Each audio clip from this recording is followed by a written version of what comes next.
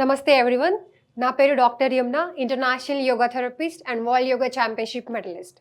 ఈరోజు మనం తయారు చేసే రెసిపీ ఎవరికైతే ఐసైట్ ఉంది, ఐ విజన్ ప్రాపర్గా లేదు, బ్లర్ ఉంది, అండ్ ఇంకొకటి ఏంటంటే ఎవరికైతే ఐ ప్రాబ్లమ్స్ తరచుగా ప్రాబ్లం చేస్తూ ఉంటాయి, మీకు ఐస్ రెడ్ అవ్వడం కానివ్వండి, ర్యాషెస్ అవ్వడం కానివ్వండి, లేదంటే ఎక్కువ ఐస్ టీయర్స్ రావడం కానివ్వండి, తొందరగా ఫాస్ట్గా ఇరిటేషన్ వస్తుంది కొంతమందికి ఐస్లో లైటింగ్ వల్ల కానివ్వండి, లేదంటే మామూలుగా మీరు బయటికి వెళ్ళినప్పుడు డిస్ప్లేలో ఉన్నప్పుడు ఇలా కొంతమందికి తొందరగా ఐస్ అనేవి చాలా ఎఫెక్ట్ చూపడతాయి. ఇది దేనివల్ల ఏంటంటే వాళ్ళ కంటి నరాలు అనేవి చాలా సెన్సిటివ్గా ఉంటాయి. దీనివల్ల ఏమవుతుందంటే ఫాస్ట్గా వాళ్ళ ఐస్ అనేవి ఎలర్జీకి గురవుతూ ఉంటాయి. సో అలాంటి వాళ్ళు ఏం చేయాలంటే ఈరోజు మనం చెప్పుకునే రెసిపీకి కావాల్సింది మీరు ఒక 14 to 15 బాదామ్స్. దీనికి కావాల్సినవి ఏంటంటే 14 నుంచి 15 బాదాంలని మనం పొడి చేసుకొని పెట్టుకోవాలి.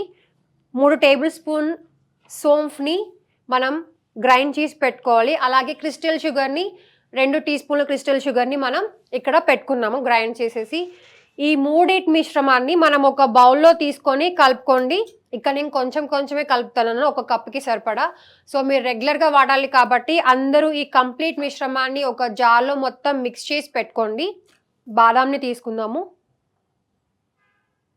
1 స్పూన్ కనుక తీసుకున్నట్లయితే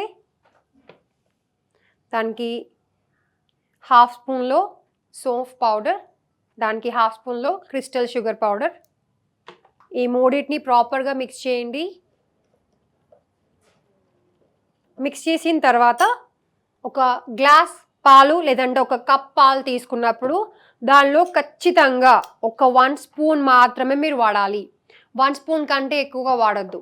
మామూలుగా మీరు పిల్లలకి కనుక ఇచ్చినట్లయితే 1/2 స్పూన్ మాత్రమే తీసుకొని పాలల్లో కలిపి వాడండి.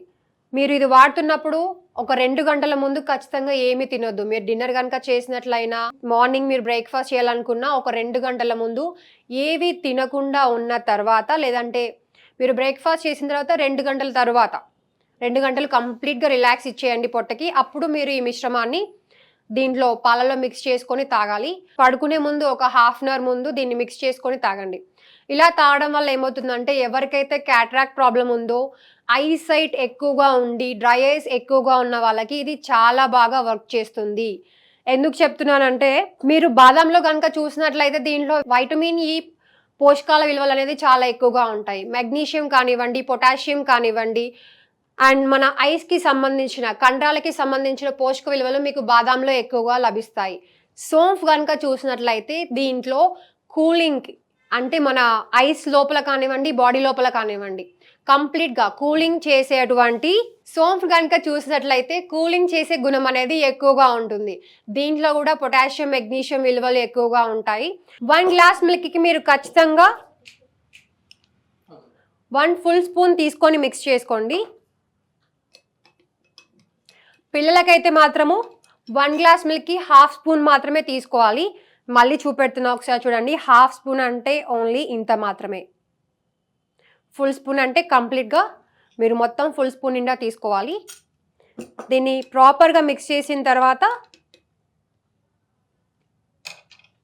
మీరు ఈ డ్రింక్ని తాగొచ్చు. దీన్ని ఖచ్చితంగా మీరు మార్నింగ్, ఈవినింగ్ 25 రోజుల పాటు తాగిన తర్వాత మీ ఐకి సంబంధించిన ప్రాబ్లమ్స్ మెల్లిగా తగ్గుతూ ఉంటాయి. సో ఈ డ్రింక్ని మీరు 25 రోజుల పాటు వాడిన తర్వాత మీ ఐస్కి సంబంధించిన ప్రాబ్లమ్స్లో చాలా వరకు మీకు తేడా కనిపిస్తుంది.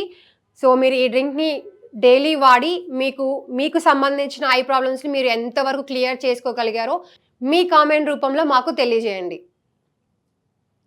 Thank you so much.